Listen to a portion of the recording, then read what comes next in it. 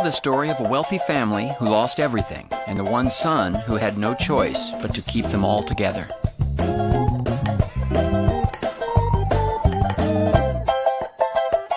It's Arrested Development. Hello, everyone. Welcome to the Next Issue podcast. I just noticed. So usually when I hit like the thing to play the video, I'm doing like 10 other things on my screen. Yeah. I just noticed that the first frame of that opening is the Ninja Turtles, where you can see like the second set of teeth. I just thought it would be weird to have that at the start because people might want to go back and freeze frame that and look at it. Yeah, they're like, "What are we watching? What's happening? What is happening?" Oh man, have we got a show for you guys today? You're gonna be amazed. Maybe. Wow, you're selling it. Oh boy.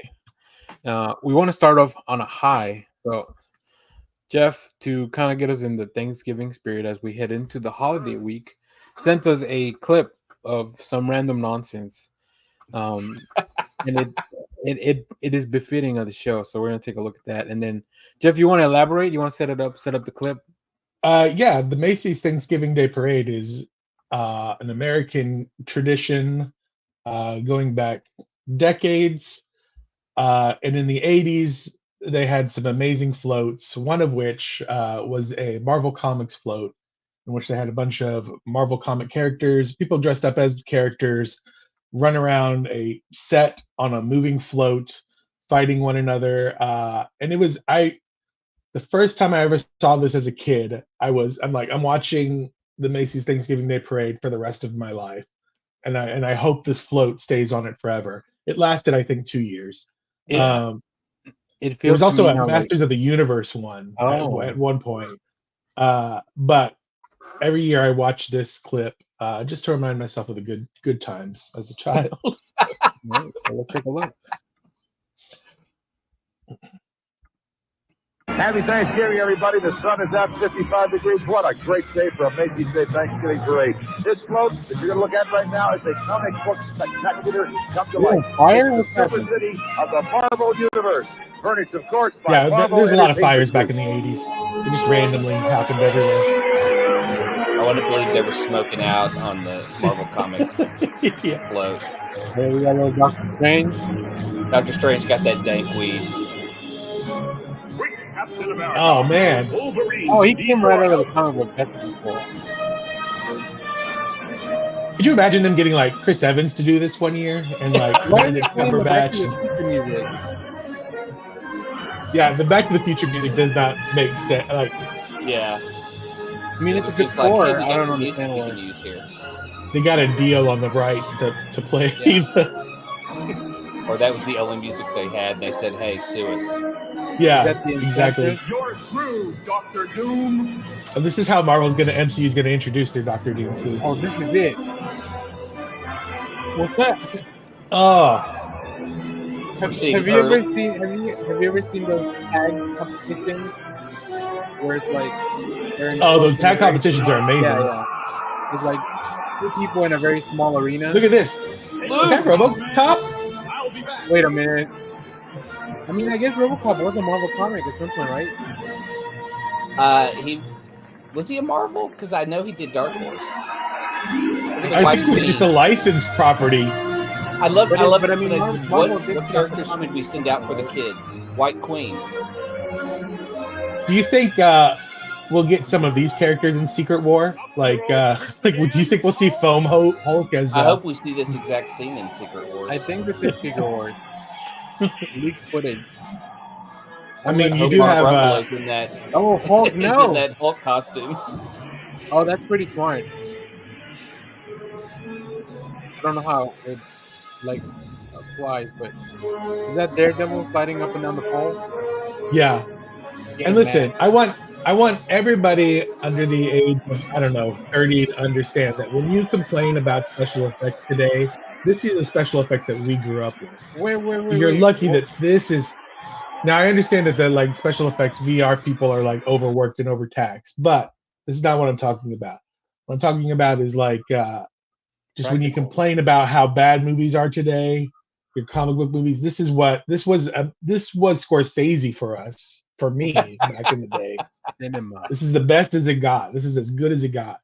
Yeah, so check your privilege, kids. Yeah, check your privilege. Wow, that was I want to know the canonical reason why Green Goblin and Doctor Doom catch the Hulk.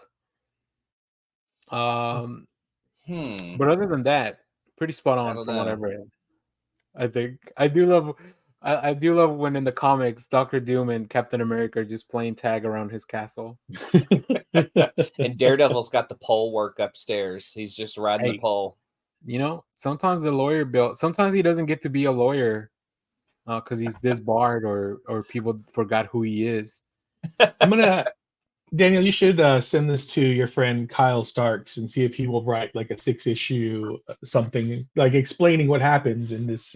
I would love nothing more than to read a Kyle Starks Secret Wars that takes place on a parade float in 1987. In 1987, I like that DC was going all dark and gritty in 1986, and Marvel countered with this.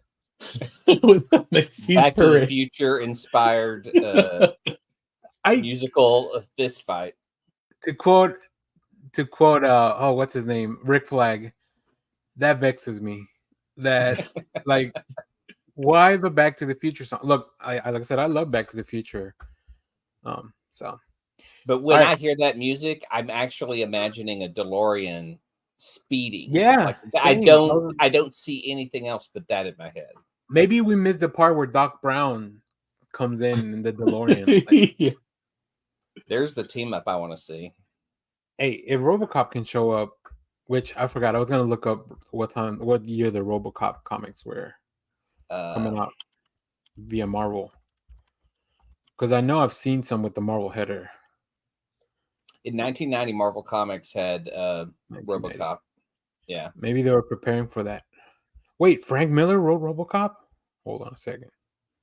He wrote written by Alan Grant, drawn by Lee Sullivan. That's also too good.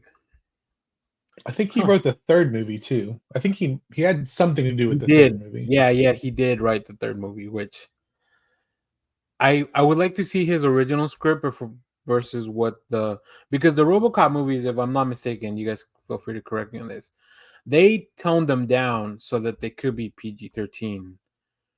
Yeah, they shifted because they were getting a huge kid audience, and so they toned down the violence from the first film, which was really the social commentary part. Yeah. So, I mean, you reduce RoboCop down to like this propaganda tool to run around with kids and say, you know, hey, police are safe and shit, as opposed to what the film was saying about corporations taking over police departments. There was a Saturday morning animated cartoon. I'd be curious. I wonder if that came out after the first movie. Oh no, it was after the later ones, because that was after the later ones. Yeah, that was. I'm pretty sure it was a '90s cartoon. Let me double check myself.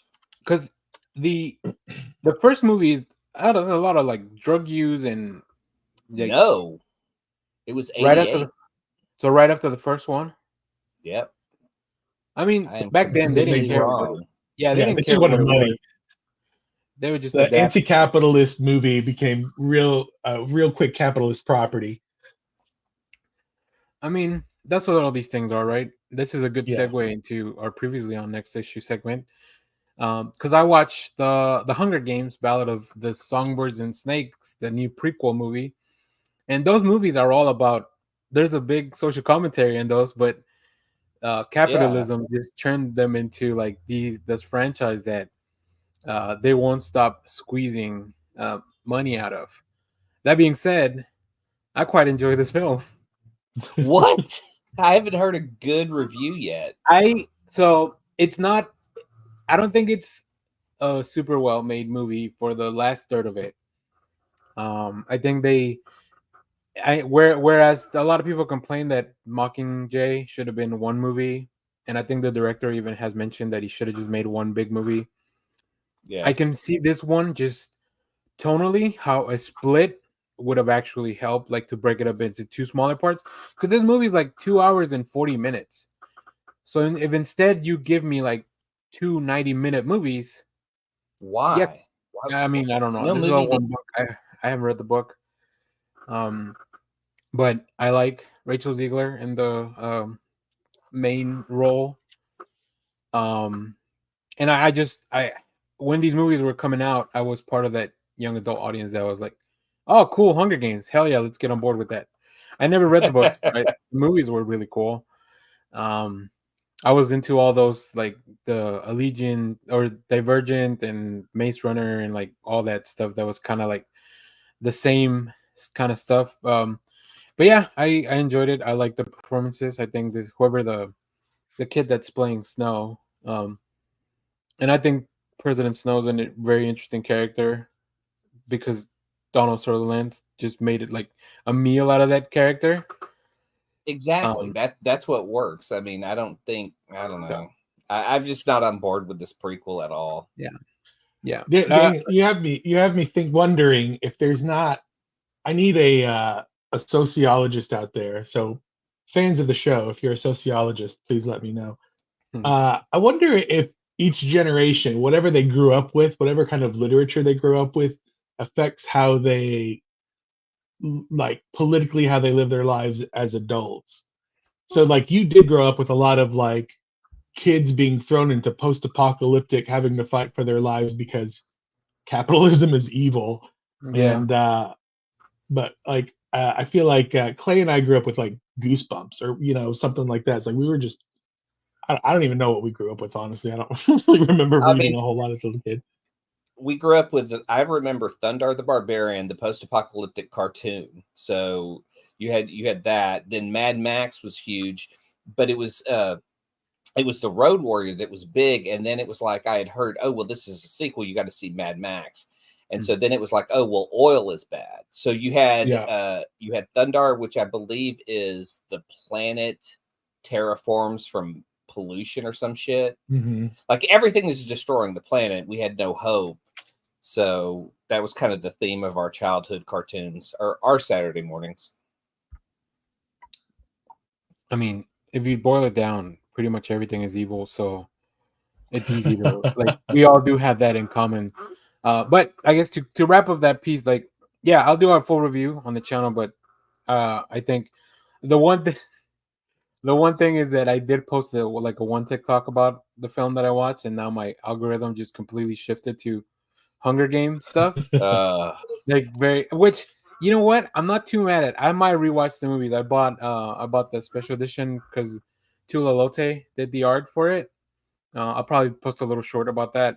And I just redeemed my digital codes today because I was like, I think over the Thanksgiving break, I could just watch these 4 movies. I remember really enjoying at least the first 2 for sure. Yeah.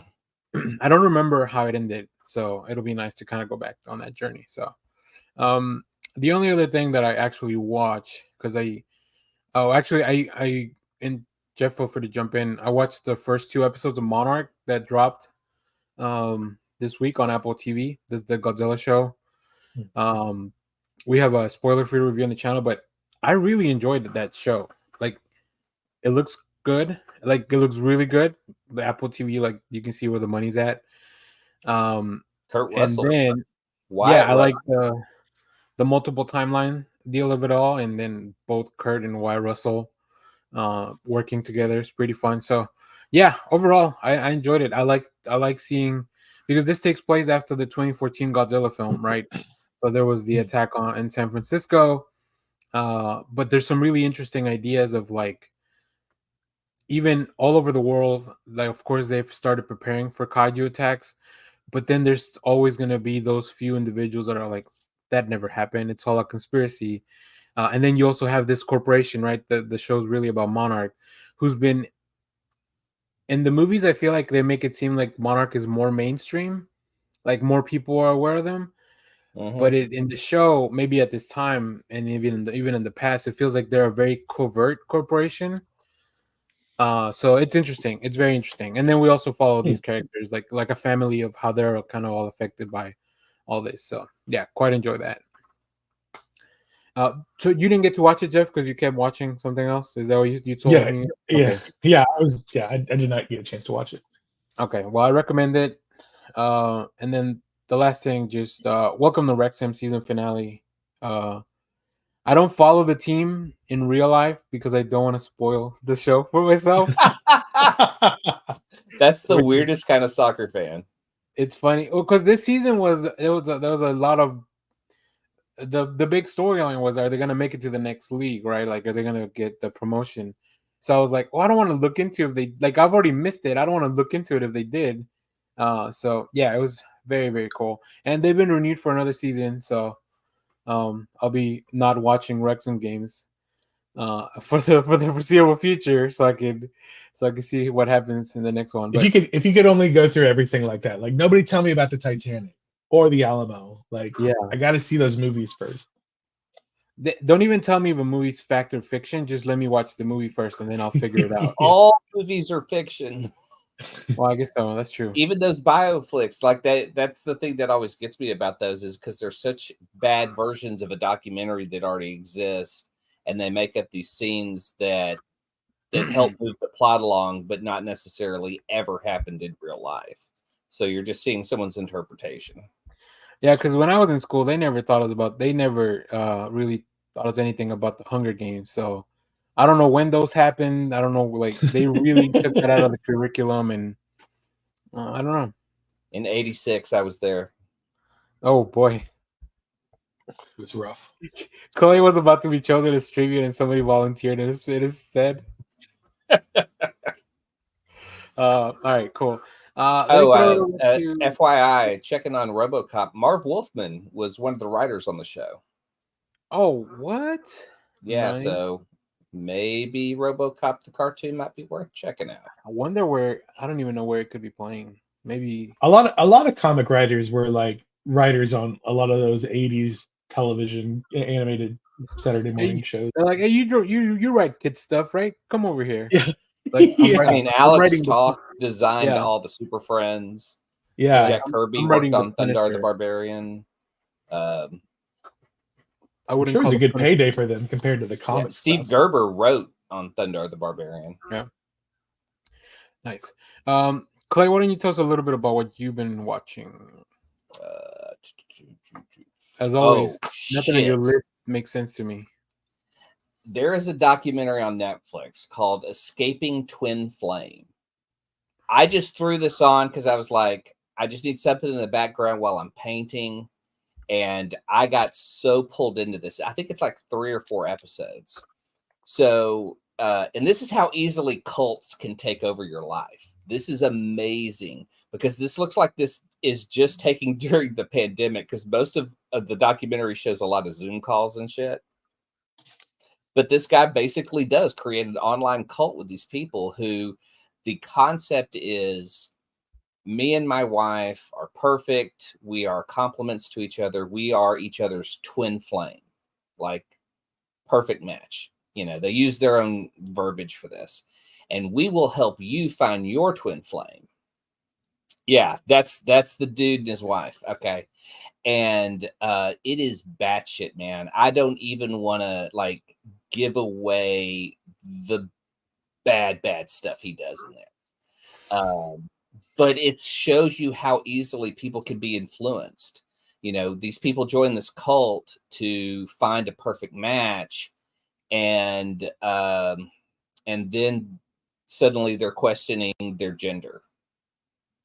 That's just kind of the parts that it touches on. And this was all online. This guy just, like, they made some videos to start out with, and they started recruiting people.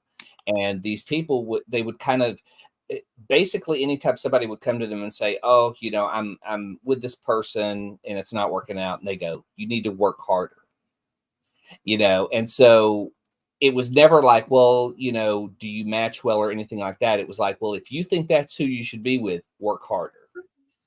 They had this one chick who was with this guy, and then he broke up with her. She obviously had some mental problems and kept pursuing the guy to the point he had to have a restraining order put on her and all this weird shit. So she joins the cult, and she's like, you know, oh, I miss this guy, you know, and then the guy's like, that is who your twin flame is, and you should pursue them even harder. So it's just filled with bad advice, and the cult aspect is fascinating. I'm trying to think of who my twin flame is now. I think at some point I definitely would have said Jessica Alba. Yeah. But now she's married and a bunch of kids, so like I don't know. I don't want to break that up. I don't want to be Hey. a homewrecker. If that's your twin flame, pursue That's your it. twin flame. Oh, I guess you know what? Whatever. I'll be open to polygamy. I don't care. if Jessica Alba's involved, sure. That's right. I watched this other documentary, Atheist America, and I can't recommend it at all. It was really bad. Thank you. I googled it and I was like, I don't know what's happening here. My Google is now broken. So how I found it was their Strange Brain Parts is a YouTube channel that does fantastic comic book commentary. They recently did a video on Martin Wagner, who did a comic in the 90s called Hepcats. It was published out of Austin. It was a comic he had done for the school newspaper strip-wise, and then he evolved it into comics that were pretty good. I mean, they were for the 90s and stuff, you know, you could tell this guy was really inspired by David Sim and Gerard's artwork on Cerebus. So it is very detailed, and it's a fantastic looking book, Hepcats, but he never finished it. He then got picked up by Antarctic Press after publishing independently and was getting reprints done, but then that quickly ended. So he never really got to finish the Snowblind story arc that he had been doing. So I went looking for him online and saw, oh, he was in this documentary. Nope. So I watch it. He barely talks in the whole film. Yeah, I get nothing from it. It was really just, it was a weird, it shows you anyone can make a film. This is because this was not really done in a great story form for a documentary. It basically would have clips of this podcast that was talking about atheism, contrast with like deep South churches and scenes that make you really question religion. There was one where people were talking in tongues and it was kind of insane, but it just kind of went back and forth. It didn't really give you anything. But Martin Wagner's a co-host of this podcast, and they gave him nothing. I was just so mad, but I wanted to see more about Hepcats, and I'm pretty sure Josh knows. We've talked about Hepcats, I think, in the past or at Comic Book Club, and he may know a little more of the history on it than I do. But Strange Brain Parts on YouTube has a great documentary or a great video piece on Martin Wagner if y'all want to check that out. We don't mention Josh anymore. He's chosen his family over us. So Heist is just a great Gene Hackman crime film with Delroy Lindo, Danny DeVito, okay, early Sam Rockwell. I googled it, and there's the 2001 movie. Is that the one you watch, or? I believe so. I mean, it's okay. But there's a 2015 something called Heist, which I think it's maybe like a series or something. But yeah, it's the 2001. No, it's 2001. Okay, yeah, it's a David Mamet flick. So if you love that kind of crime shit, you just don't know how the end is gonna play out, and it's Gene Hackman, so it's great. Okay, hey, I love Gene Hackman. Do you want me to get into comics? Let's go to Jeff first, stuff that he's watched, and then we'll get into comics. Jeff? I watched what did I watch this week? I watched okay, so first, well, real quick, going back to Clay's David Mamet. I recently watched, this is not on my list. I watched State and Maine, which is also a David Mamet film. I should have said that for Rex, but just when you said it, I just jogged my memory. I watched for my Hallmark Christmas movie pick of the week. I watched a Bramble House Christmas. This is an older movie. It's from 2017. It involves Autumn Reeser plays a nurse who was taking care of an older gentleman who passed away. But the gentleman left her like $100,000. I don't remember. Set her up for life. Gave her a big Christmas vacation to the Bramble House Christmas. Now this millionaire old guy that died, his two kids were like, why didn't we inherit anything? So they go. The son, who is also a children's author, goes to check out this woman who apparently stole his inheritance. They meet and they fall in love. Autumn Reeser also has a kid who survived heart trauma or something, and the kid is, of course, a big fan of the dude's novels, the kids' books. It's just a beautiful story about hope and love during Christmas time. I can't even. I mean, I've actually seen it like 3 times. To be honest, Oh, it's that good. Wow. It's not. It's that bad, but it's that good. Oh. Yeah. Yeah, Autumn Yeah, Reeser is a Hallmark fave.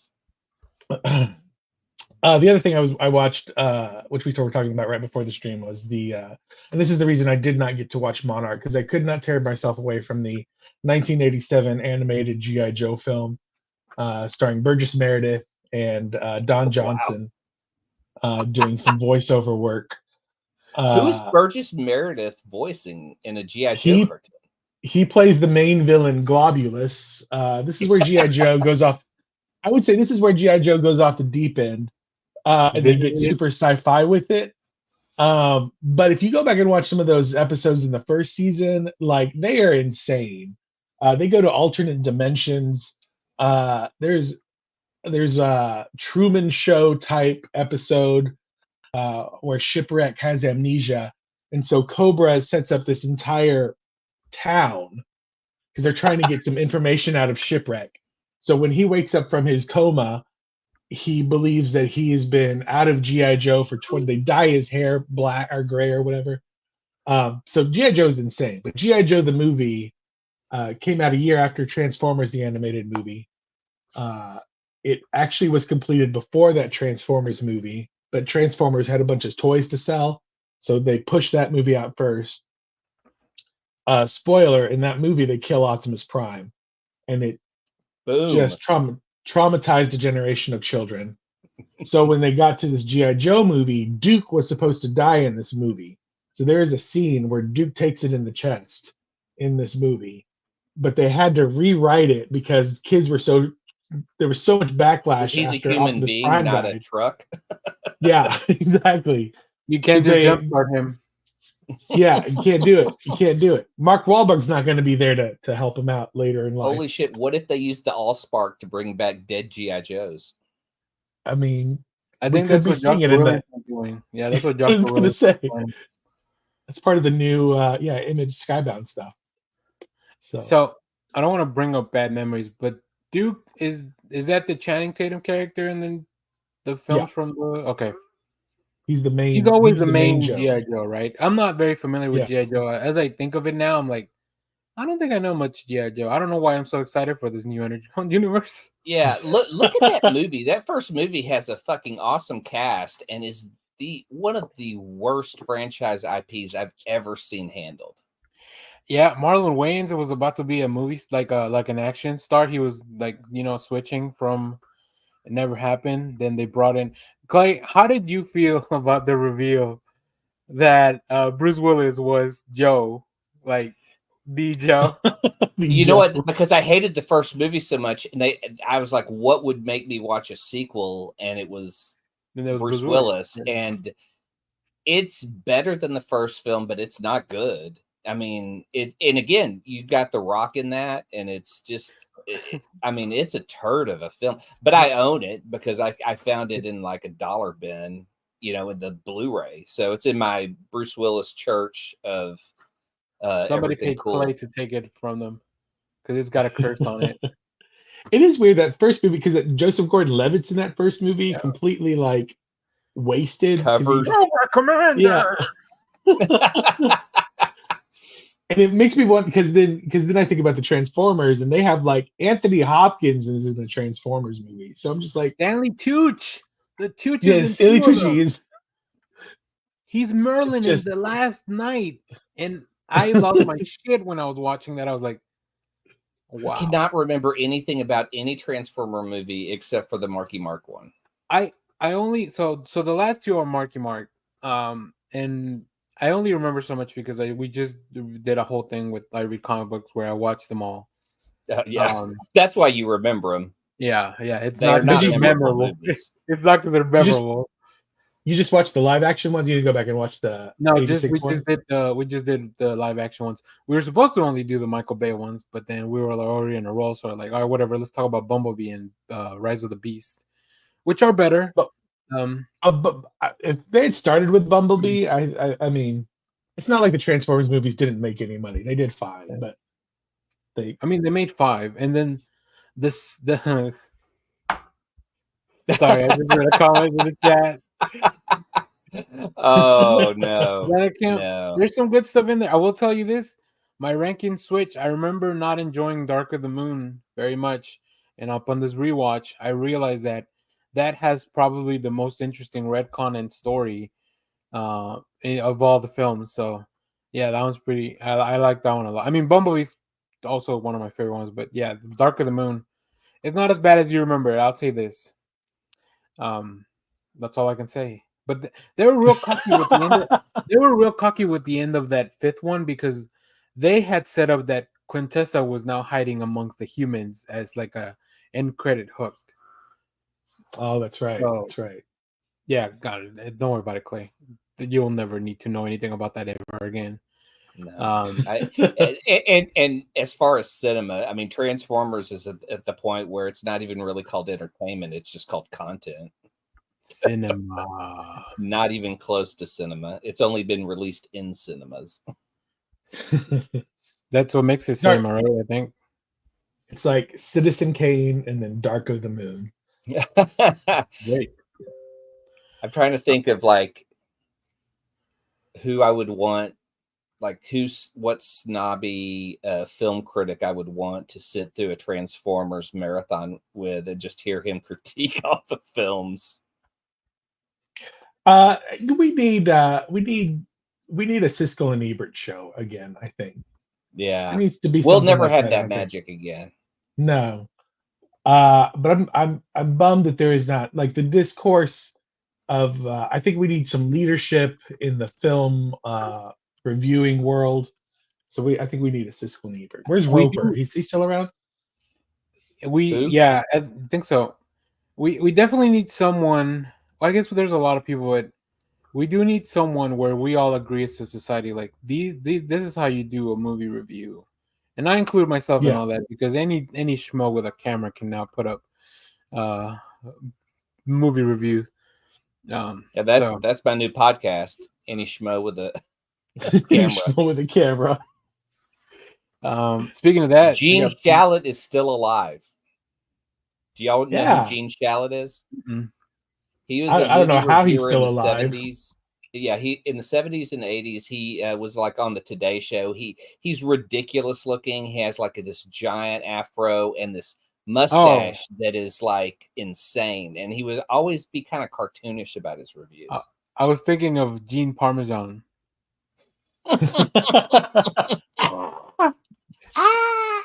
Yeah, that's so good. I just revealed myself to be Gene Parmesan. I just did a rewatch of season 4. I take it back. Season 4 is good. It's really funny. I don't think there's bad Arrested Development. There's just not as good Arrested Development. Yeah, season 5 we won't watch. It's kind of like Community season 6. I watch all the Communities. Like it came out on Yahoo, but like once some of those characters are gone. Anyways, Jeff, was that everything as far as watching stuff? Yeah, that was it. Okay, cool. Let's talk about comics real quick. Let me go first real quick. Actually, surprisingly, I don't have a lot of comic books to talk about as far as saying stuff. But let me show you real quick some of the stuff I picked up this week. It was at Deadpool, 7 Slaughters. I missed out on the Greg Capullo cover, which I was very upset at, but that one's pretty cool. Also picked up the Superior Spider-Man. Pretty happy with this one. I actually like this one way better than the main cover. Scotty Young killing it. Of course, always. Star Wars Vision, Peach Momoko, which I was not expecting it to be a silent comic, so that was really cool. There's a new Alien book that kind of continues on what Declan Shalvey was doing. So very excited Did for that. Scotty Young do an Alien cover?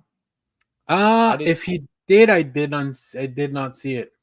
I didn't see one at my shop, but he usually does. Yeah. So we talked about this book last week in our stream and the Deviant. So I picked up this cover, which is really cool. Oh, wow. Yeah, That sounds I love a die cut cover. That book is awesome. Yeah, go check it out. It's on our stream. It's also a separate video, which I think got pretty good views. So yeah, people were definitely excited for that. Some really cool number ones. Lotus Land from Boom Studios. It's kind of a sci-fi detective noir story. Pretty cool. And also The Ministry of Compliance. This is a new book from John Ridley. Also another, it's kind of sci-fi too, which is interesting but this one's from IDW. So make sure to go check those out. We have reviews for all that in the channel. And I also picked up this copy of Creepshow.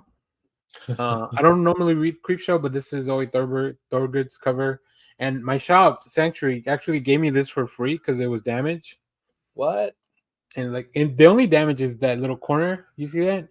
But I guess the box itself, the box itself came damaged. Like there was more stuff that was damaged.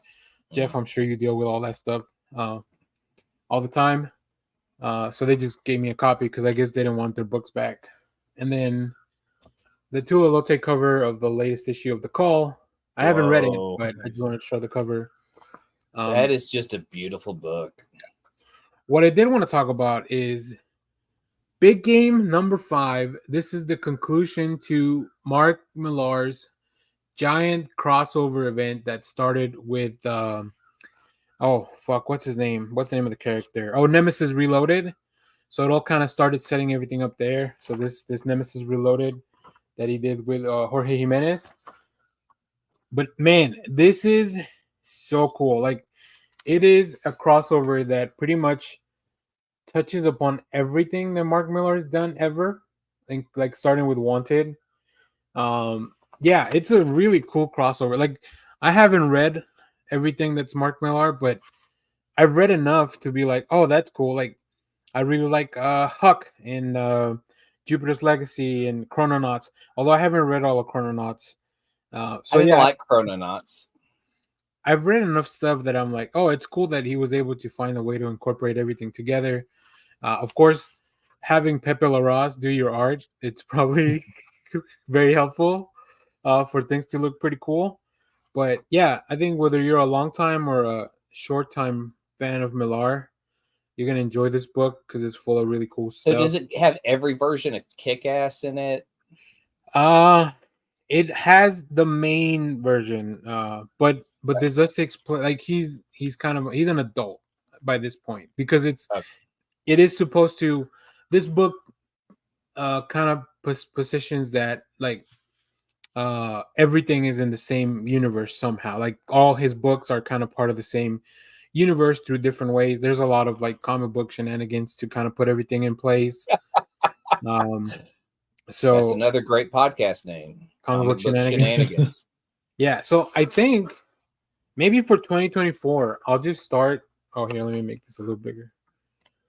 Maybe from 2024, I'll just start from Wanted and try out all the books. I don't know that I'll read everything, but like I can see myself trying all these books because there's. See, I've read most of them and have copies of them. Is Super Crooks in there? Because that was like a stand.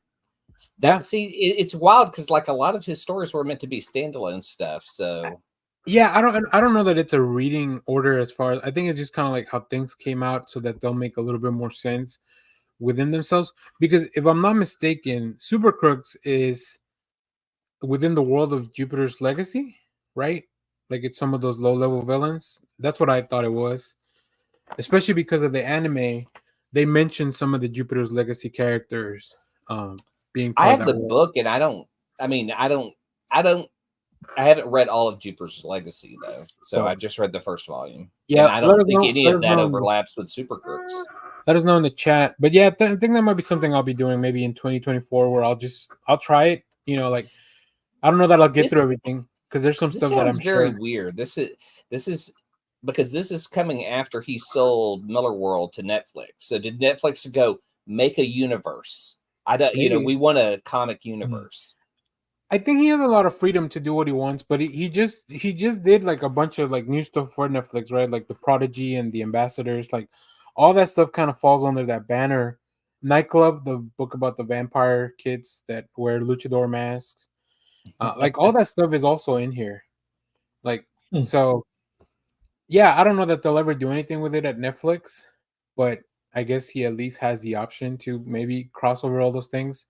I feel like it wouldn't work as well in a TV like whether it's animated or live action, it wouldn't work as well. Yeah, because it's a lot more of a commitment for you to like watch a season of something than just to read 5 issues of a comic, even if the last one's like oversized. But I would say if you want to get into this, you could just read Nemesis Reloaded, which is 5 issues or 6. It's one trade, and then also Big Game, and that like I think the Nemesis titles are fun. Well, fun's an interesting word to use for that. Well, I mean, it's. I mean, he's basically playing with the Batman mythos. What if Batman was the Joker and Joker was What if Batman? Batman was a psychopath? I mean, at what point does he get to that? I mean, because think about all the things. What's the worst thing Batman's done? Oof.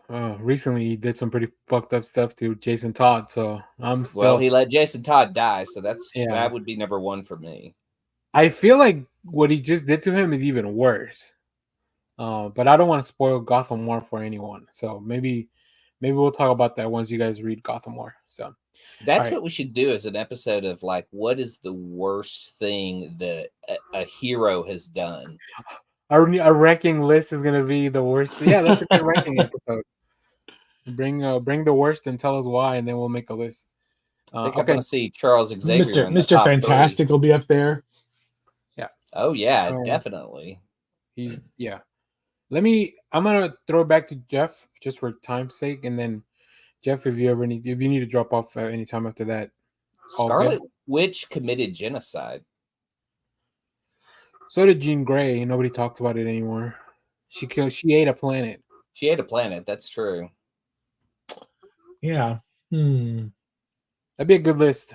We should definitely. A good list. That. Let us know in the comments what do you think the worst thing is that people I guess comic book characters have done in comics, and we'll see if it makes the list. I bet you Leonard Kim has quite a list. I guess heroes, heroes. Because we don't care about the villains; they're gonna do bad things anyway. That's right. What I am reading this week, I am in the middle of Superman Smashes the Klan for book club book. You're reading about halfway through it. Not for another 2 weeks or 3 weeks. I want to get it out of the way. You don't just read them the day off and try to cram it in. This one might be a bit difficult to read the day of. Okay. It's a pretty thick book, but it's good. It's real good. I don't want to give too much away because I don't want to spoil book club for you. But he does they do a really nice, all sides of the immigrant story are being looked at throughout this book, as well as tackling racism and stuff like that, boring things like that. I'll just listen to the radio serial. Yeah, just read the Wikipedia page. It's about the same.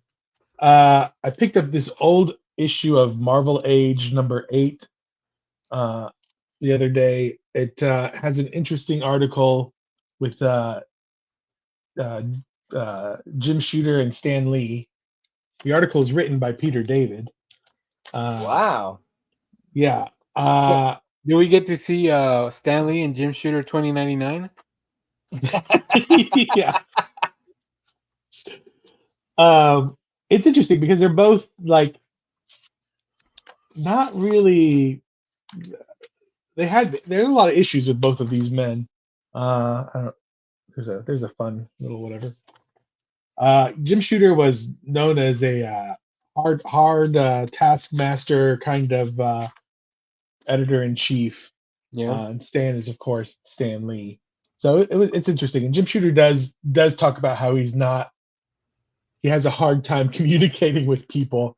And just from history's hindsight, I'm like, boy. So obviously he chose that, buddy. Yeah. Yeah. And I haven't read this yet, but I picked up the full set of Fuck yeah. formerly known as Justice League. So that'll be what I Nice. tackle this week. I haven't had a chance to go pick up my pull this week, so nothing new comic wise. Cool. All right, Clay, what you got for us? Alrighty. Whoops. First up, I really dug this book. It's Zawa. I got a copy because it had a Scotty Young cover, and I was curious why he did a Boom cover, and Aaron up at Urban Legends is like, it's very weird. You would dig it. So It is very weird. Very weird. Very cool art. I think Twig came out through Boom. Scotty's book Twig. Oh, did it go out through Boom? I thought maybe it came out through Image. I'm not sure. I think it's Image. Alpha Flight 4, another great tribute cover. God, I miss original Alpha Flight. I wish this would end up in an ongoing series. But I know it's just part of the Fall of X stuff. I just wish they would put on here how many issues is it going to run? What are we going to resolve? Because in the last issue, we find out who Nemesis is, and it obviously affects Mac a lot. So, and I'm still fascinated with the fact that Puck has the same uniform he had in the original run of Alpha Flight, which just a giant P. It's just the weirdest costume. It's probably the weirdest costume in all of Marvel. That other than D-Man, who just has a giant retro. D. I mean, that Fang costume, that just like a big onesie, is still pretty out there. Just a onesie. You can't compete with comfort. That's what I gotta say. Right. That would be the trend, is all the heroes just start doing onesies. Guardians of the Galaxy 8. We're still in Groot Fall, and everyone is a part of Groot now, and it's trying to bring peace. It's weird. I dig it. I like what they're doing. Colin Kelly and Jackson Lansing still writing that? Okay, yes. Cool. And I dig them. I know they're going to be doing some other books. I think I saw a Moon Knight one shot that they're doing. I'm going to pick up. They're doing Thunderbolts as well. Thunderbolts. And they just did one called Outsiders for DC as well. Yeah. Came out this week. Punisher. Obviously a Scotty Young cover I had to pick up. Dug the art, dug the story, but I'm still curious. Like, this guy has the same origin. Yeah, like how is it any different? Yeah. I definitely understand that. Like, how is this any different than Frank? Well, see, that's what I'm going with. I go, the lamest story would play out that's really his story. A cool twist would be somebody is implanting memories in people to turn them into the Punisher. Oh, interesting. Oh, he maybe even like Shield or somebody or something like that.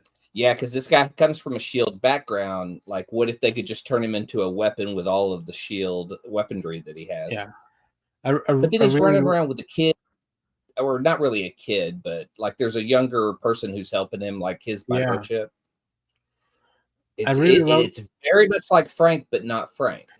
I love when he walked into the bar and they were like, "What are you gonna do? There's 8 of us," and he's like, "For now." For now. I haven't got wonder to what's read it the yet, least. but I've gotten the second half of Love Everlasting, and the first 6, God, had me hooked. I wanted to know how it ended, and we were just able to pick this up this week. Nice. So that's going to be at the top of the pile. Nice. You were going to say something, Jeff? I was like, I was just curious as to what the least amount of horrible thing that could happen to a person would be before you become the Punisher. Like, let's just say, like, a family being murdered is like, what's the, like, stub your toe and then you're like, I'm gonna kill people. Like, no. Your DoorDash order comes in wrong and you're just like, that's it. The world needs to be punished. I think that's probably falling down. Marvel putting female superheroes in movies. Yeah. Oh, hell no. 1 bear, 2 bear, 3 bear. There you go. I wasn't able to read these yet, but I did pick up Uncanny Spider-Man, the Nightcrawler Spider-Man story, so I'm looking forward to that. And I missed number 2, so I had to buy like a variant cover, but I really dig it. It was kind of pricey though. Oh, it's because the design cover. Yeah, that's Okay. But I do love the design. This new high-tech Vulture. Yeah, it looks cool. I like. Well, I'll say this: MCU, they did a really cool design for Vulture. Even if we may never see him again, because Michael Keaton's busy being Beetlejuice now or whatever he's doing. Well, the fun thing with that though is you can put the helmet on and never have him act and just do action pieces with it. Hey, that's a great segue for what I want to do next. Well, we still have Jeff. There was some speculation this week that Marvel's in talks with PedroPascal, the Mandalorian, who also just barely shows up on set. Although a little bit more in the last few seasons, but the first season, I think he was there for like a day. That he may play Reed Richards. Now, I don't like. I'm not super on board with that. I love PedroPascal, but I feel like Reed needs to be somebody that's just kind of like socially inept and maybe even kind of an asshole. I'm sure PedroPascal has that in his acting range, but I don't like. He's so charismatic that I don't know if that's gonna work. So I'll ask you first, Jeff. What do you think of that announcement? I'm okay with it. Like, I'm not over the moon. I'll take it. I'm not upset by it. I'm also still kind of like, I wonder if this if they're going to ratify the actors thing, because there's a lot of yeah. So I'm still a little like, every piece of news I'm like, well, let's wait to the thing, because I hear a lot of people are like, that may not go through. Daddy D, the letter came in the chat. Daddy Din may become Daddy Reed. Yeah, Daddy Reed's just not as fun as Din Djarin. I think. Clay, what do you think? What do you think of? I dig it. I'm excited about it. I had this argument with Aaron up at Urban Legends, though. He's like, he would make a better Doctor Doom, maybe. That's what I said, and people were like, "No, I don't think he'd be a good villain. Look what he did to 1984 Wonder Woman." I was like, "That was not his fault. That's all him being Maxwell Lord, and he did it well. That's all the script. If you don't like that movie, but I do like the rumors that Adam Driver could play Doom. Or Reed. There's a couple out there. See, I think Adam Driver can be abrasive enough to be a good Reed Richards. I honestly I like Adam Driver better as a Reed than I do Pedro Pascal. Yeah, I do too. I would like to cast a guy that we never know where he could just flip over to be Maker. Yeah, like there's the thin line between good and evil for Reed. We got Jason the Line in the chat. Thanks for watching, Jason. I like it. He brings acting chops and humanity to it. I'd be fine with him. I do like acting chips. I'll be fine with him being a bit goofy instead of an asshole, and I'm happy to not have another boring white guy doing it. You know what? I can't fault you that. I'm reading the current Fantastic Four run. Reed is a little bit goofier. Now, I will say he's done something terrible to his children at the beginning of that run. So another list you put. Reed has never fixed Ben's problem that he caused by turning him into the Thing. I know. Well, I know it's because of the comics sake continuity, but like, he just gives him a watch that lets him do it once a year. Like, why can't you fix that? Why can't you do anything? You can go to the negative zone, but you can't undo cosmic rays. Also, Reed did the whole universe after Secret Wars. Like, he was shaping it with his kid and Molecule Man or whatever his name is. He couldn't just be like, maybe like, hey Ben, do you still want to be the Thing? Like, I can make it so you're not. But yeah, so we're definitely gonna get into news. I know Jeff has to be out of here very shortly, so we may see him drop out in a minute. Let's talk about the MadameWeb trailer real quick too. Jeff, give me your thoughts on that, because Clay, I'll give Clay the Bernie. Yeah, I don't, as a character, I don't know much about MadameWeb. I was not really. I saw her pop up in like the animated show. Like, I've seen her in a couple of comics. I don't know much about her, and so when they were like, we're making a MadameWeb movie, I'm like, I don't understand that move. I don't understand why you would do that. And then we're casting Dakota Johnson, and she will be young and not in a wheelchair and not blind. And I'm like, well, is that a MadameWeb movie at all? You just, whatever. It looks like we were talking beforehand, like a classic '90s Sony weird '90s comic book throwback kind of film. It looks more Venom than Mobius, so I'm hoping for some wacky entertainment. I mean, there's still question marks all over my head as to the reasoning why we need this, but I don't know. Well, I might. I don't know if I'm going to go see it opening day, but I'll probably watch it maybe at some point. Yeah, I like I don't know enough about any of the characters, including Ezekiel, who's supposed to be the bad guy. Okay, you don't know about Ezekiel? Not much. Other than the J. Michael Straczynski run. So what I saw a lot online that Ezekiel's a misdirect and the Inheritors are the real bad guys, which I find very interesting because I do like Morlun and the Inheritors a lot. Like, I'm more familiar with them. But tell us a little bit about Ezekiel, Clay. Ezekiel's cool because he shows up in the J. Michael Straczynski run. I think it's John Romita Jr. on art. Yep. And he comes to Peter with spider powers, just like Peter. And this is an older, smarter Peter who has always believed that the spider bite was the core of his spider powers. And Ezekiel's like, no, there's like a whole world, and it almost is the beginning of the Spider-Verse. Aaron and I had this debate because I felt like the Spider-Verse was more of a Dan Slott thing, but he says it begins with Ezekiel because he talks about the webs of dimensions and the spider characters throughout that are connected to the web and the spider totem. But all these characters also have, like, I guess, I don't know how to describe it other than like a Highlander connection. Like if you kill one, like in Ezekiel does go after some of these spider characters. Oh, so he's like this good, bad mentor. You're not really sure which side he's playing at times. Is it kind of like the one where like Jet Li starts killing other Jet Lis to become more powerful himself? Well, he's just concerned with spider people. Okay. But see, the more important thing is, like, he shows up to an older Peter Parker. So, if we had like a Tobey Maguire Spider-Man with Ezekiel right now, that would make more sense because then he could like kind of retcon his history and then bring in these other Spider Women, Spider Girl, Arcana. Is that what's the Aranya? Yeah. Aranya, yeah. And then it makes more sense. The fact that they're just like gonna become spider people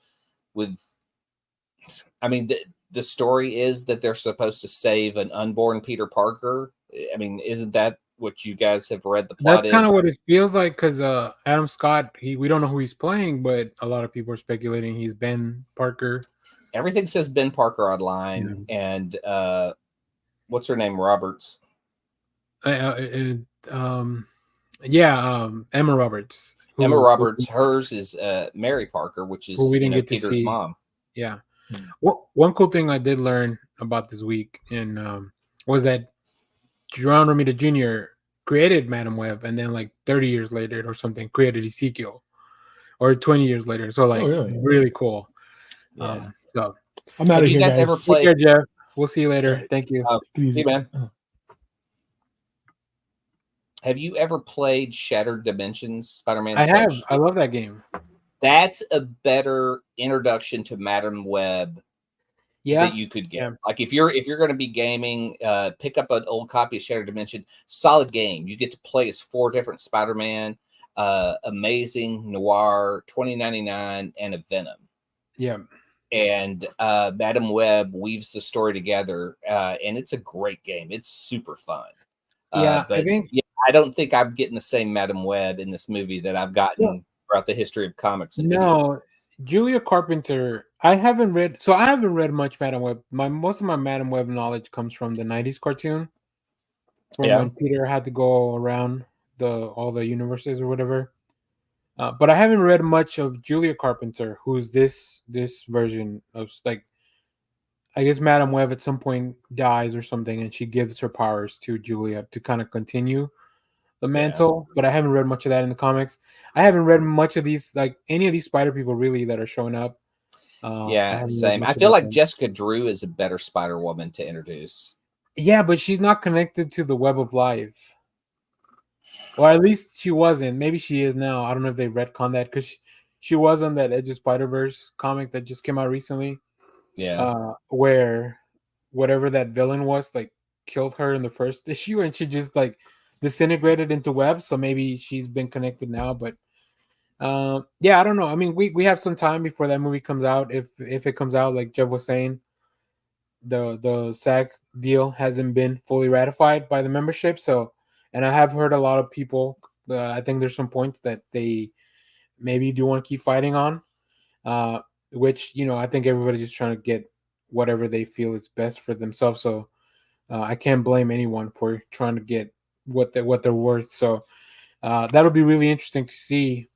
But yeah, I like the concept of it. Like I said, there's a line where she says, where she talks about, like, yeah, my mother died in Africa while, like, researching spiders or some shit, which feels like it's just exposition for the trailer.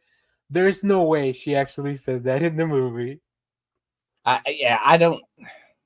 Nothing in this trailer got me excited about the movie. It made me more like, I just didn't care. Like, Shelby watched it and she goes, like, I'm all about, like, the lady superheroes and seeing the women superheroes kick ass. And she goes, I wanted to stop watching the trailer immediately because it just didn't. It was just nothing catching. I like the kind of Final Destination thing of it all, where she sees, like, those are really fun tropes for me. So I really like that whole, she has a vision and then some bad shit happens. Also, that Spider-Man suit looks pretty cool. Like, it's a cool design.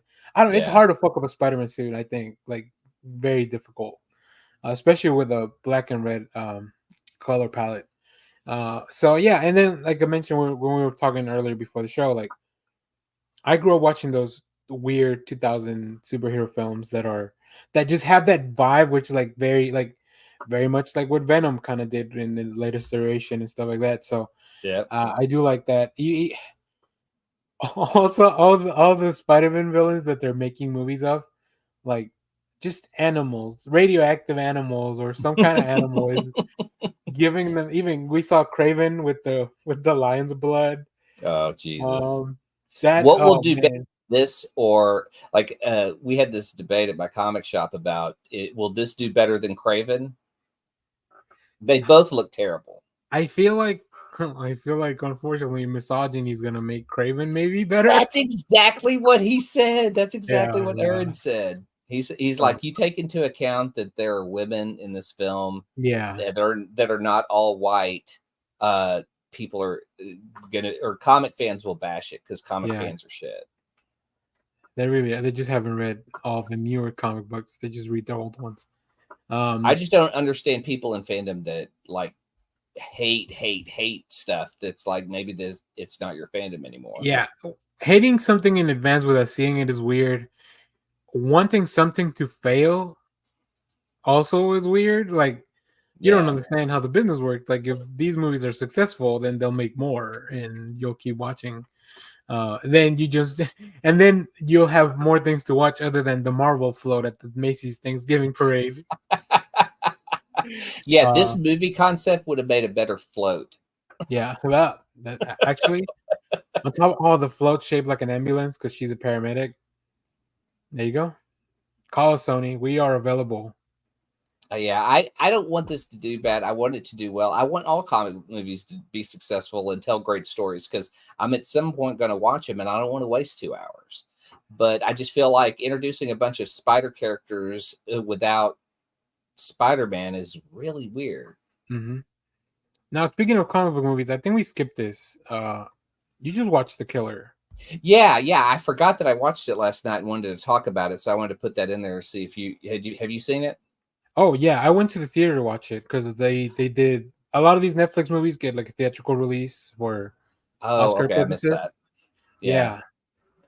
So this is based on a French comic that I think is still ongoing right now. Like they're still putting out. It's still like French comics are different, where they do more like a standalone graphic novel as opposed to serialized comics. But I Right. think Boom has been bringing some of those over to the U.S. if I'm not mistaken. But what did you think of the movie? Well, I guess first of all, how do you feel about David Fincher as a director? I love him. I mean, Okay. Fight Club is to me essential Gen X viewing, but it's weird to have to go, okay, like Tyler Durden is the bad guy. You have to explain that to some people, which is they don't get it. They feel like he's the hero. Yeah. I He's not don't even a understand real that at all. Yeah.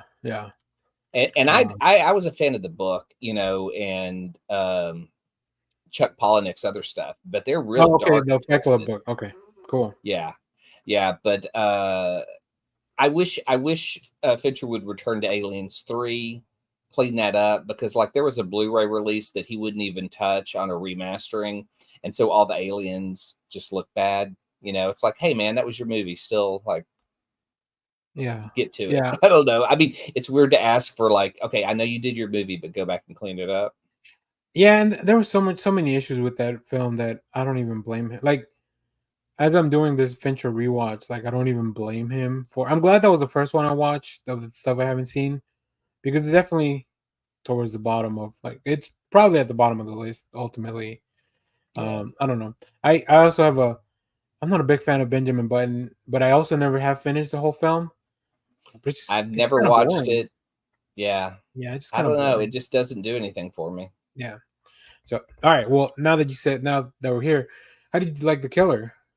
Loved it. I mean, it's fascinating because as I'm watching it, I'm thinking, okay, well, this is a comic. Now I'm seeing just panels done cinematically, Yeah. which are amazing. Like he does some great shots that are so cool. I'm usually not a fan of the voiceover, but Michael Fassbender does this voice Oh, that is, I don't know, it's that borderline soothing, disturbing. Like it could go either way. yeah. And he kind of talks through his, like, I wouldn't say his motto, but his way of life, the way he operates. Yeah. He looks very malnourished. Did you get that vibe, or just very thin? Well, I mean, yeah, I think that's something that it's definitely a choice for him to. Maybe it also maybe like when he's on the job, he has to kind of like get to that level just Yeah, for like exactly. Because he does have a thing with food consumption. Like he talks Yeah. about going to McDonald's for just a minimum amount of protein. Yeah. Hey, listen, I love an egg McMuffin as much as the next guy. But I But will he not also throw away took my all the muffin. bread off Yeah, of it. yeah. Like he also had different little, like, quirks like that. There were little Yeah. details that we didn't get into, but were just sprinkled throughout the movie that I His liked. choice of outfit, very peculiar, very specific. A German tourist. He picked Yeah. the exact look of a German tourist because nobody will talk to a German tourist. Yeah.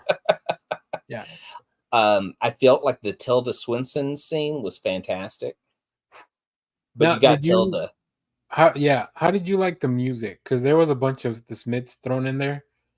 I loved it. I was such a huge fan of the Smiths, so Okay, hearing the cool. Smiths used in this and used really well, like In just unexpected ways, almost.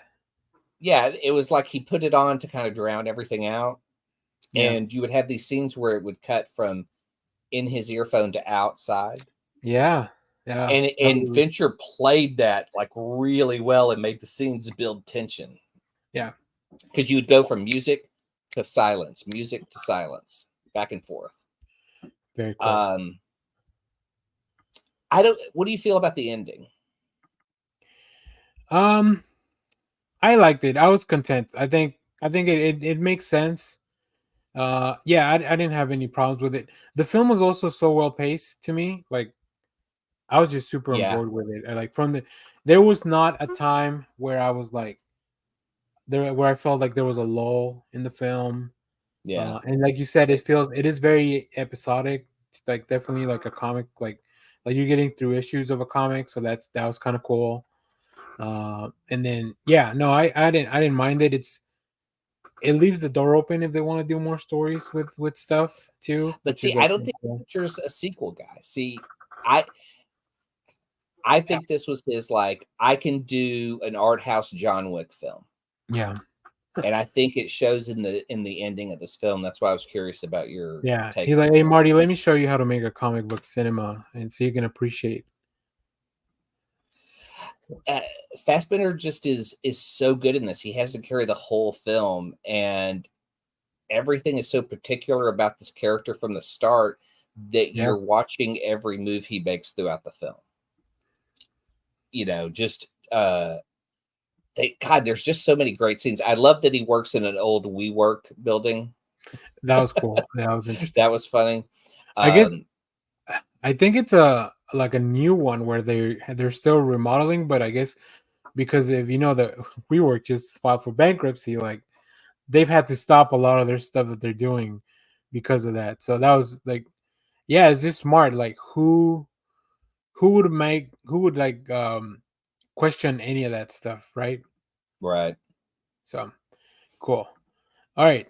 Before we get into more news, I do want to get into our review for the week. So let's do that. So you want to pull those slides up? Do you got to I'll pull up my slides first, and then I'll do your stuff for the spoilers. So we'll give you plenty more. So we're gonna be talking about the upcoming book, The Holy Roller from ImageComics. We got a chance to get a preview for it. This is coming out on November 22nd. Let me go over the creative team. We will get into, Clay put together a little bit of kind of like there's a lot of references in the book that we want to get into. So Clay put together a slideshow, but I'll give you a spoiler warning before we get into that. The first part will be non-spoiler for the review, but this is written by Rick Remender, Andy Samberg, and Joe Trotham, with art by Roland Boshi, Moreno, Dinicio, and colors, letters by Rose Wooten. And let me give you a quick synopsis of the book. This is a series premiere. Everyone was sitting around wondering when comedy legend Andy Samberg would join superstar writer Rick Remender and Fall Out Boy's multi-talented Joe Trotham. So this book is written by people that from all over the industry, all different kinds of entertainment industries, to write a comic book about a vigilante hero who smashes people's face with a bowling ball, and everyone's dreams have come true, with art by the fan favorite Roland Boshi. To care for his ailing father, pro bowler Levi Cohen is forced to quit his dream job and return to his hometown, which he soon discovered has been overrun by neo-Nazis. With only a bowling ball collection to defend himself, Levy becomes the Holy Roller, a trick bowling ball wielding Jewish superhero battling to liberate his home and bowl a perfect game against crime.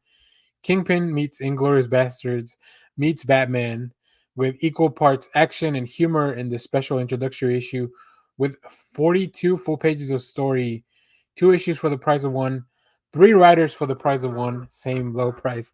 Clay, what did you think of Holy Roller?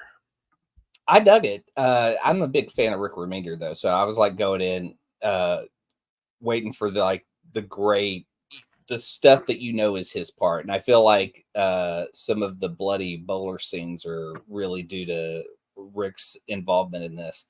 But you definitely get Andy Samberg's voice in this. Yeah. I pulled up some of the panels. I felt like you definitely hear his voice in the comic in some of the lines. It's weird because the tone shifts at times from really funny to really dark stuff. And so I don't know how it's going to maintain that through the rest of the book, because it's talking about some serious shit. It was a little jarring, like, to say the least, because it starts very lighthearted. And you get a little bit of like drama, but it's more like teenage drama. Like it's more like regular everyday type of drama, right? Also, I will say Rick Remender sometimes has main characters in his books that are not the most likable people. Like I'm like, why Yeah. am I supposed to be rooting for you, or why should I care? Specifically, I'm remembering a book called The Scumbag. I don't know if you've read that. It's very Oh, I haven't recent. read that yet, but I was looking through his stuff I and stuff I'm missing. I read the first issue, and I'm like, I don't think I like you, dude. I'm sorry. I don't know. I have to check back in on this book later.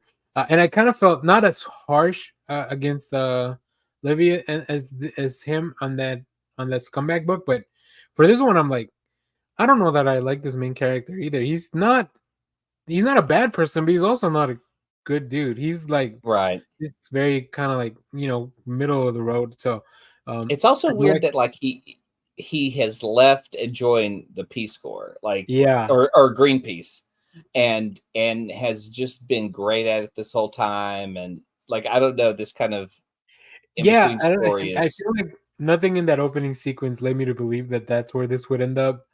yeah. So it was a little, like I said, just a little bit of a jarring trip through this. But when the drama hits, like it hits hard. Like it's pretty heavy Yeah. stuff too, like kinds of thing. And I'm like, oh man, I need to read like something fun right after this to kind of get me leveled again.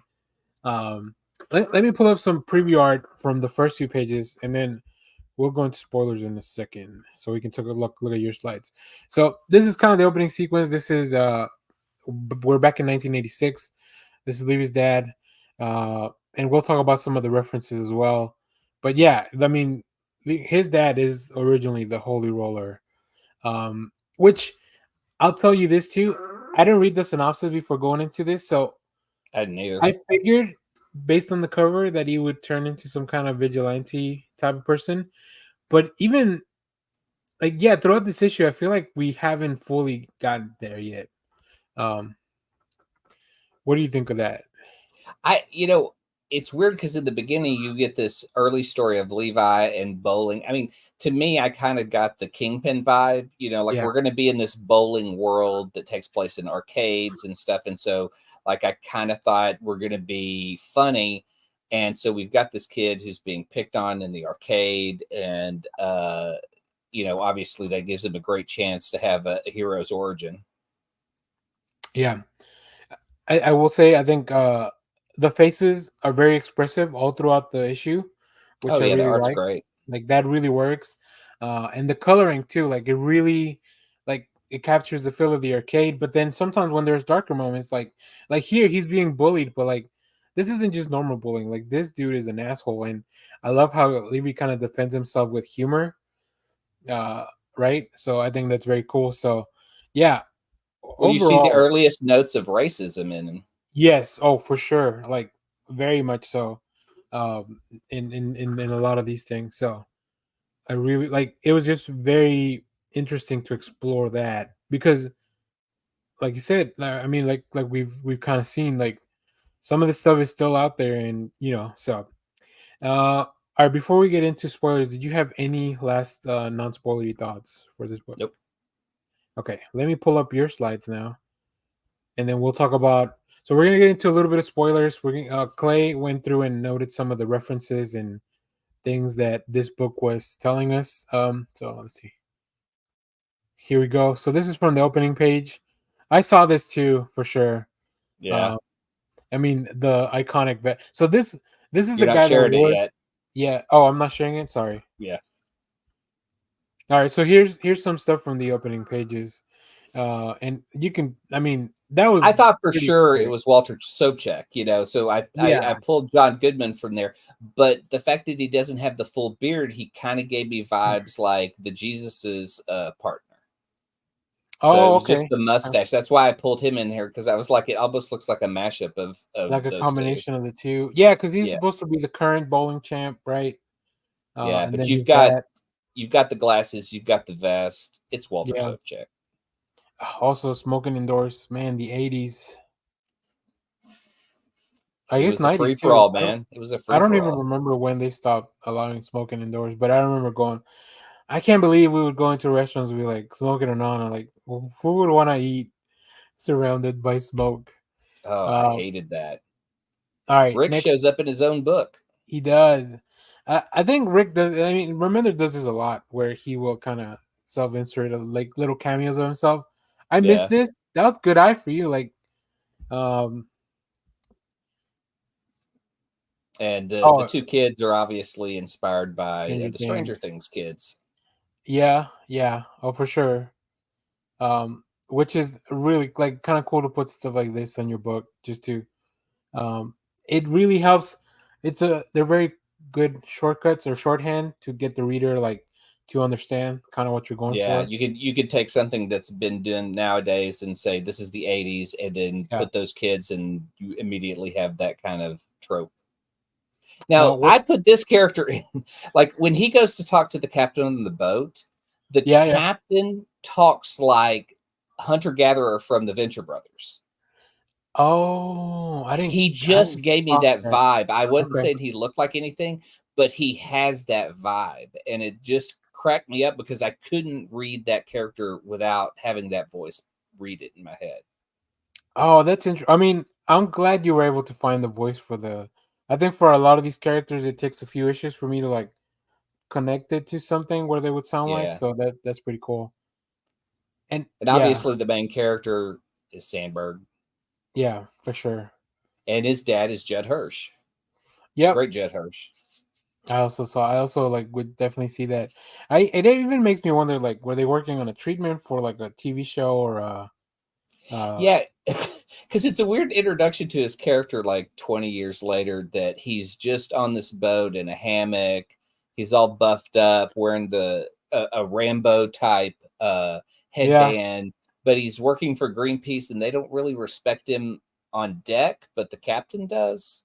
Yeah, like what does he do for Greenpeace? Maybe he is kind of like the muscle where that helps him get out of trouble or something like that.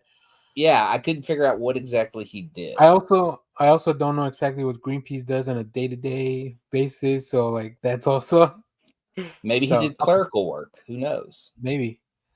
All right. But I dug it. I'm I'm a big Rick Remender fan, so Yeah, I'm gonna check it out. Yeah, we were just talking before the show that Image sent us some previews of the hardcover collections that they're re-releasing for the 10th anniversary of Black Science. So we're definitely going to dive into those. Expect a video. I want to do a video just showing what will be part of those collections, like what kind of back matter and stuff. So maybe we'll do a video on that. Maybe we'll read Black Science for next year. I think that'd be fun to get into. Rick Remender we do that. We do that with Starman. We have like a Starman book club, and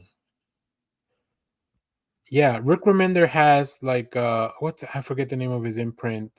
That Image. Oh, Giant Generator. Yeah, so very excited for that. Cool. Is there anything else on Holy Roller before we move on? No, I'm just kind of curious because it is a violent death. Like it is. Oh, yeah. Since we're fully into spoilers at this point, I mean, we see that racist kid grow up to be a real piece of shit, and I mean, he just gives me Donald Trump Jr. vibes. And then you have a guy just beat him and his friends to death with a bowling ball. So that's kind of what I was like. I feel like we could have, if you were already doing an oversized issue, just do a little bit more where like maybe he thinks about getting the suit or like something. Like give me that last piece of it to get me to the cover. That was the only thing that I kind of like ran up against at the end. I was like, I get it. I get what we're going for. Like it's the same bowling ball for sure. But like you show me this really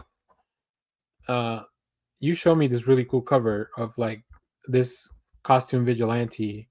Like I want to know a little bit more about what that's going to be, right? So yeah, and the really the last thing that I mean, the bowler character has the vibe. Like when I see the first bowling character, I think of the bowler from Mystery Men. Mm-hmm. You know, Janine Garofalo's character that's lighthearted, and it's like, oh, it's her dad's head in the bowling ball, and she talks to it, you know, and it's wacky funny. And this, but then the next time we ever see superheroes in a bowling ball, I feel like it was in Daredevil, in that scene where the guy wishes to, you know, get in a game, and when the guy won't let him, he takes a ball, breaks his arm, and then beats his face in with the ball. That is exactly what this comic felt like. You went from comedy to violence. Yeah, for sure. So yeah, pick up Holy Roller this week and let us know what you thought about it in the comments. Thanks to Image for sharing this with us. We appreciate these previews.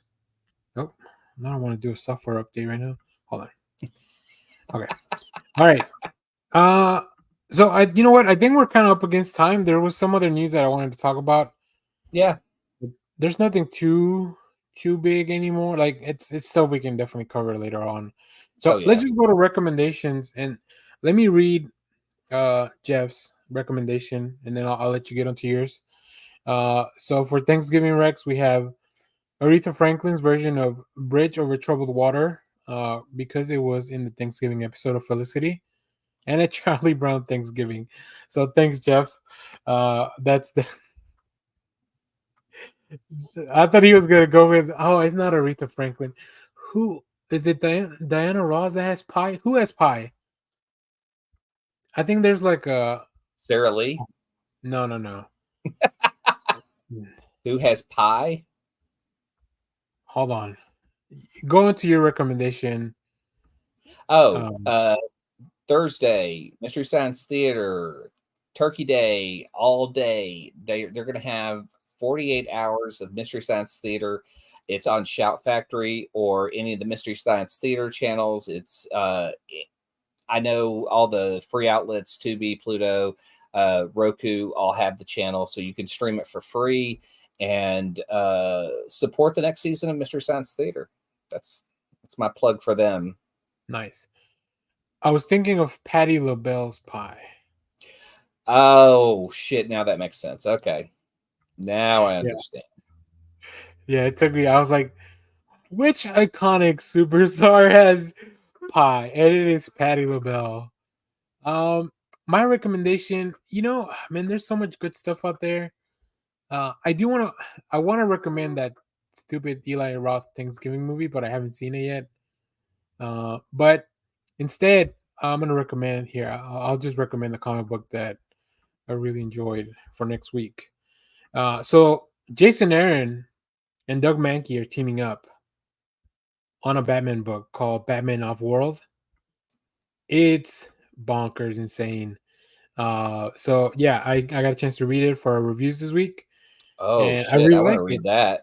Yeah, it is a very interesting Batman story because it just doesn't feel like the normal type of Batman story where it's not a detective mystery. It's more Jason like Aaron, though.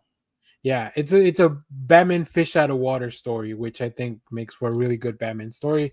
And of course, Jason Aaron, legendary comics writer, Doug Mankey, legendary artist who draws some of the most insane monsters and aliens. So like Batman Off-World, of course, is an alien story. So yeah, very cool stuff. Perfect fit. Last thing I wanted to, I've missed this comment from Jason. I think an Orixel like story would be cool. This is when we're talking about Ben Grimm and why Reed has never helped them.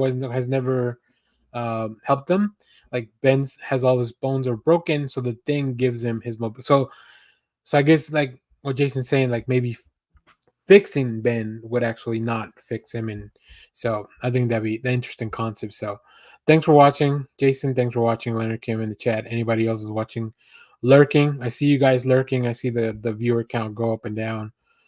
So Clay, anything else before we head out? Nope, I'm good.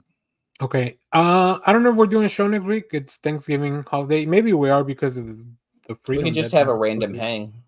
Yeah, we'll see. So I think that'll be really fun. Josh, very disappointed in you being a good dad. And not hanging out here instead with us. So cool. Well, thanks for watching, everyone. We'll see y'all later. See ya. The most important thing in life will always be the people in this room. Right here. Right now. Salute me, familia. Salute. Thanks, everyone, for watching. Twitter loves you. Oh, yeah. Clay? Hail Bebo. Josh? Simon Center, get the fuck out.